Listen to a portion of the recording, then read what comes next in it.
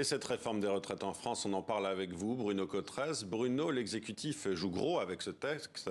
Une réforme rejetée, on l'a entendu, par une majorité de Français, une opposition et des syndicats qui vont descendre dans la rue le jeudi 19 janvier. Pourquoi veut-on à tout prix faire passer cette loi déjà impopulaire au sommet de l'État ? Il y a plusieurs considérations dans les explications de l'exécutif. Il y a à la fois évidemment une promesse d'Emmanuel Macron pendant sa campagne pour sa réélection en 2022. Il y a aussi évidemment les contraintes, on va dire, ou les arguments externes qui ne sont pas vraiment explicités, mais l'idée qu'on rassure les marchés financiers, on rassure la Commission européenne sur le fait que la France fait ces fameuses réformes structurelles qui sont régulièrement demandées au niveau international ou européen, compte sans aucun doute beaucoup. Et puis surtout, il y a l'idée pour Emmanuel Macron de maintenir son image de réformateur sur un dossier emblématique et sur un dossier sur lequel l'exécutif veut montrer bien qu'il a une vision et qu'il s'agit pour lui d'assurer cette vision malgré toutes les oppositions. Et vous l'avez rappelé, effectivement, pour le moment, cette réforme est très largement rejetée par l'opinion.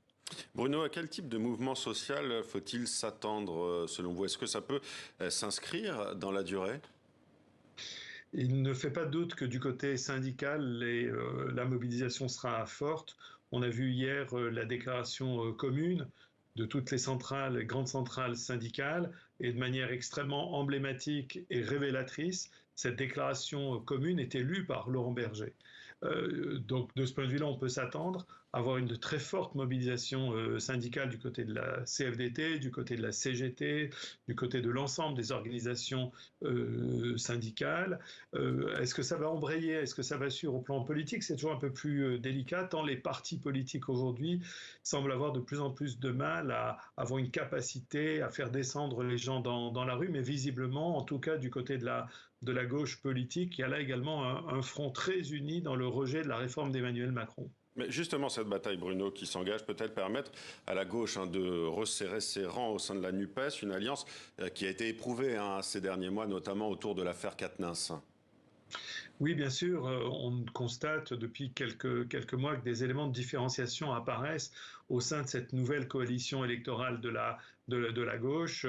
Il en va de ce point de vue-là un peu comme à l'habitude, c'est-à-dire on a toujours connu des coalitions à gauche qui étaient traversées par des éléments de différenciation sur l'économie, sur d'autres sujets, mais là c'était autre chose, c'était les principes de gouvernance à l'intérieur de la France insoumise en particulier. Nul doute, à mes yeux, qu'un dossier comme celui de la réforme des retraites, de repousser l'âge légal de départ à la retraite, va sans aucun doute serrer les rangs et trouver beaucoup d'écho et beaucoup d'unité à gauche.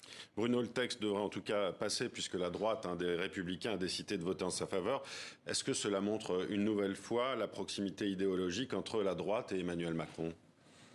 Ce qui est certain, c'est qu'au lendemain de sa réélection et des élections législatives avec une absence de majorité absolue, du côté de la majorité présidentielle, on redoutait beaucoup un scénario où, au fond, on aurait le sentiment que finalement Emmanuel Macron avait abattu ses cartes et qu'il était président de centre-droit, s'alliant à terme avec la droite. Et du côté de la majorité présidentielle, on espérait beaucoup avoir une sorte de point d'équilibre et de gauche et de droite. Et c'est vrai que force est de constater que pour le moment, sur un dossier très emblématique qui clive, qui marque en profondeur l'opinion publique, eh bien c'est une alliance avec les Républicains. Donc sur les questions économiques, en tout cas, on voit que l'alliage est en train de se faire progressivement entre la majorité présidentielle et les Républicains. Force politique qui est à la fois en crise, avec une crise d'identité très importante, mais qui d'une certaine manière retrouve à l'occasion de ce dossier des retraites l'occasion de rappeler qu'elle est toujours là, qu'il faut compter avec elle. Éric Ciotti va pouvoir sans aucun doute expliquer qu'il a fait venir Emmanuel Macron et Elisabeth Borne vers la réforme des retraites voulue par les Républicains. Et Elisabeth Borne hier rappelait d'ailleurs que les propositions qu'elle faisait étaient assez proches de ce que le Sénat, majorité républicain, avait proposé de longue date. Merci Bruno Cotresse pour cette analyse politique.